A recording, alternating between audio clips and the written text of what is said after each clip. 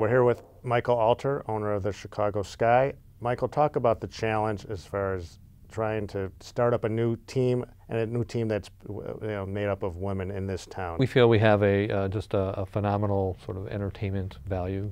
We have the best women athletes in the world playing it at the highest level of basketball. So when people come out to the arena and they see it, they love it. We don't have a huge marketing budget, so that limits us. Chicago's a very expensive advertising market, so to buy time on TV, to buy advertising, traditional, it's expensive. So without a huge budget, we have to be a little more creative about where we spend and how we spend, and trying to get the awareness out there. We do a lot of stuff with youth programs, with Girl Scouts, with large organizations that are our target market, which is sort of young boys and girls between the ages of 6 to 14, 15 is kind of our target, as well as obviously their parents, the dads. The men are the big decision makers around sports, even though with the women's game, women are not typically the ones making decisions about buying sports tickets or let's go to a game. It's usually the men. The biggest disappointment has been on the corporate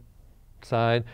Corporations in Chicago are huge supporters of the men's teams, and buying the boxes and buying season tickets that they use for the sponsors and for entertaining at games, and that has not translated as well as we had hoped. How much do you face this challenge of the stereotype that the women perhaps do not play an entertaining quality of basketball because of stereotypes that go way back? Yeah, I think in some people it's explicit. I think a large group are people who don't articulate it and maybe aren't even conscious of it. In most cases, they've never been to a game. They don't really know what it's all about.